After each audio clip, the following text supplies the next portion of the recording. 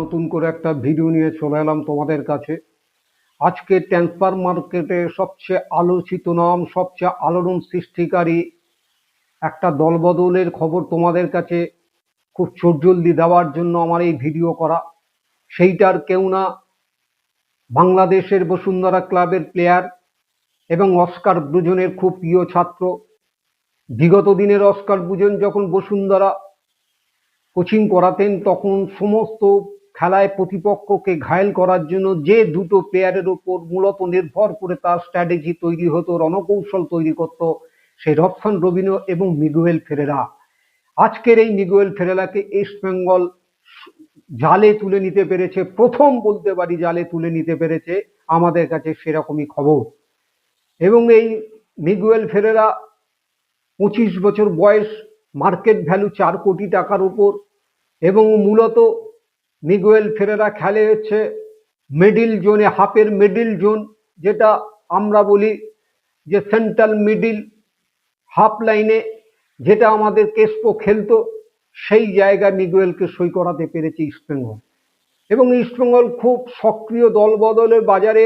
অতীতে আমি অনেক ভিডিও তোমাদের কাছে বলেছিলাম, সেই সঙ্গে এবারও আমি তোমাদের কাছে এটা বলতে পারি যে ইস্টবেঙ্গল গত 5 বছরের যে দল বদলের মধ্যে থাকতো, সেই জায়গা থেকে এবছর ইস্টবেঙ্গল ম্যানেজমেন্ট অনেক বেশি সক্রিয়। এবং শুধু সক্রিয় মানে অন্যান্য প্লেয়ার গতবার যে তুলেছে, যা বাজারের শেষে পড়ে থাকতো সেটাকে তুলে নিয়ে আসতো, এবার কিন্তু আর সেই জায়গায় নেই। ইস্টবেঙ্গলে এবং প্রয়োজনে ট্রান্সফার ফি দিয়ে প্লেয়ারকে সই করাবে। গতবারও সই করিয়েছিল, কিন্তু এবার প্রথম থেকেই মানসিকতা দৃঢ়তা নিয়ে ইস্টবেঙ্গল ইমামি কর্মকর্তারা, তোমরা ইতিমধ্যেই জানো যে অন্যান্য বারের মতন এবার আর ইস্টবেঙ্গলের কর্মকর্তাদের সেই জায়গার টিমে দায়িত্বপ্রাপ্ত কাউকে আমরা দেখতে পাচ্ছি না, এবং তারা নেই। ইস্টবেঙ্গল প্রসাদারি মনোভাব নিয়ে এইবার ডু আর ডাইয়ের মতন ব্যাপারটা এই ইয়ারটাকে নিয়েছে। তাতে যদি বাজেট বাড়াতে হয় সেই বাজেটও বাড়াবে, এরকম একটা মানসিকতা নিয়ে ইমামি ইনভেস্টর এবার টিম করছে। যার জন্যই সেই সূত্র ধরেই থৈবং সিংটোকে রিক্রুট করেছে স্বদেশি প্লেয়ারকে চয়ন করার জন্য, এবং বিদেশি প্লেয়ারদের অস্কার ব্রুজনেরই চিন্তা ভাবনা ফলপ্রসূ হিসাবে এই প্লেয়ারকে প্রথম তুলল ইস্টবেঙ্গলের জালে। এবং ইস্টবেঙ্গলে এবছর যদি সেই প্রয়োজনে যদি বাজেট বাড়াতে হয়, ইমামি ইনভেস্টর এবারে বলেছে সেই বাজেটকেও আমরা অতিক্রম করবো। অর্থাৎ আইএসএল এ যে 13টা টিম, মুনমান থেকে আরম্ভ করে অন্যান্য যে সমস্ত বাজেট সমৃদ্ধ যে টিম যারা তৈরি করে, তাদের সাথে সেয়ানে সেয়ানে লড়াই দেওয়ার জন্য ইস্টবেঙ্গল এবার সম্মুখ সমরে এবং দল বদলে বাজারে সক্রিয়তার প্রমাণ মিগুয়েলকে তুলে নিল। এবং এই মিগুয়েলের সাথে আরো একটা তোমাদের খবর দেবো, বিপিন সিং এর সঙ্গে যে একটা যোগাযোগ হয়েছিল, সেই বিপিন সিং এর সঙ্গে যোগাযোগের ক্ষেত্রে কিছু শিথিলতা এখন দেখা যাচ্ছে বিপিন সিং এর পক্ষ থেকে। তার জন্য তড়িঘড়ি তারা আবার সেকেন্ড প্রেফারেন্সে যে প্লেয়ার অস্কার ব্রুজন বলেছে যে বিক্রম প্রতাপ সিং মুম্বাই এফসি সিটির, সেই প্লেয়ারের সঙ্গে ইস্ট বেঙ্গল কিন্তু কথাবার্তা অনেক দূরে এগিয়ে নিয়ে গেছে। এখনো কিন্তু সেইটা পাকাপোক্ত জায়গায় পৌঁছে গেছে এরকম খবর আমি তোমাদের কাছে বলবো না, কিন্তু বিক্রম সিংকেও জালে তুলে নিলে আমি কিন্তু অবাক হব না।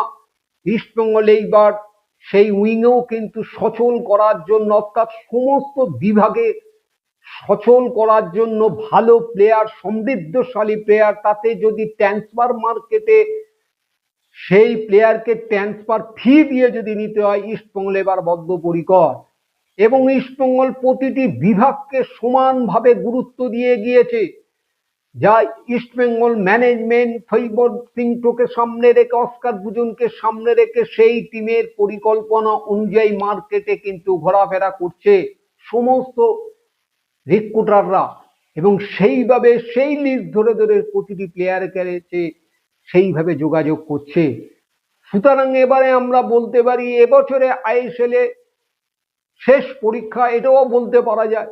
কেননা ইমামি ম্যানেজমেন্ট এবার শেষ দেখে ছাড়বে এরকম একটা মানসিকতা নিয়ে, যে অনেক বছর তো হলো, আমরা শেষ ধাপে পৌঁছতে চাই। তা সেইটা আগ্রহে আমরা অন্তত বলতে পারি আমরাও যেমন আছি তোমরাও আছো। এবং এইটুকুনি আমি বলতে পারি ময়দান সূত্রে যে খবরাখবর আমার কাছে আছে, অন্তত এবছর ইস্টবেঙ্গল টিমের সেই ভেষ শক্তি আমরা দেখতে পাবো, এটা বারবার তোমাদের কাছে আমি বলতে পারি। এবং এরপর তোমাদের কাছে যে আরেকটি খবর দেবো সেটা হচ্ছে মনমান ওরিয়েন্টেশন। মনমানের ক্ষেত্রে মনমানের হচ্ছে গত বছর মনমানের ডিফেন্স লাইন অসাধারণ পারফর্ম করেছে, এটা আমরা জানি। চ্যাম্পিয়ন হয়েছে, যে চ্যাম্পিয়ন, যে ফুটবল অ্যাটাকিং জোন যত ভালো খেলুক, মিডিল জোন যত ভালো খেলুক, সেখানে কিন্তু ডিফেন্সের একটা রোল বিশাল থাকে। সেই রোলে মনমান পারদর্শিতা দেখিয়েছে, প্রতিটি প্লেয়ার উজাড় করে দিয়েছিল।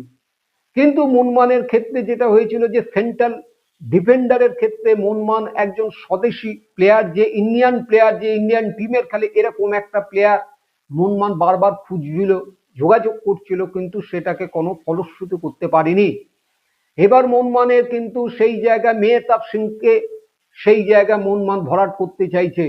এবং মেহতাব সিং হচ্ছে বয়স খুব অল্প, অসাধারণ ফুটবল খেলেছে গত কয়েক বছর ধরে মুম্বাই সিটি এফসি। সেই মেহতাব সিং এর ওপর টার্গেট আছে, নজর আছে। এবং শুধু মেহতাব সিংকে না, মেহতাব সিংকের সাথে ইন্ডিয়ায় যে সমস্ত প্লেয়ার ইন্ডিয়া টিমের খেলে সেই প্লেয়ারদের ওপরই মনমানের নজর। সেখানে দাঁড়িয়ে মনমান আবার সন্দেশ জিঙ্গান যদি মেহতাব সিংকে সেই জায়গায় ফাইনাল করতে না পারে, তাহলে সন্দেশ জিঙ্গানকে আবার ডাকতে পারে। এবং রাহুল ভেকোকেও মনমান একটা ক্ষীণ একটা যোগাযোগের খবরাখবর আমরা পাচ্ছি। তা আজকের এই ট্রান্সফার মার্কেটের সবচেয়ে যে আলোড়িত নাম যে মিগুয়েল ফেরেরা, সেই মিগুয়েল ফেরেরাকে আমি তোমাদের কাছে খুব তাড়াতাড়ি এই ভিডিওটা পৌঁছে দিলাম। এখন এই ভিডিও তোমাদের কাছে যদি ভালো লাগে তাহলে তোমরা অবশ্যই এই ভিডিওটা লাইক শেয়ার করতে ভুলো না। এবং যারা নতুন তারা অবশ্যই ভিডিওটাকে সাবস্ক্রাইব করে রেখে দিও। এবং তার পাশে জল বেল নোটিফিকেশনটা আছে সেটাকে অন করে দিও। তাহলে যখনই আমি সমস্ত এখন বর্তমানে যে সামার উইন্টারের যে সমস্ত প্লেয়ারদের ট্রান্সফার মার্কেটে তো খবর থাকবে, যখনই যে সমস্ত খবর আমি পাবো সবার আগে তোমাদের কাছে পৌঁছে যাবে এবং তোমরা নিজেদেরকে আপডেটের মধ্যে রাখতে পারবে। তাহলে আজকের আমি আমার এই ভিডিও এখানেই আমি শেষ করছি। তোমরা ভালো থাকো।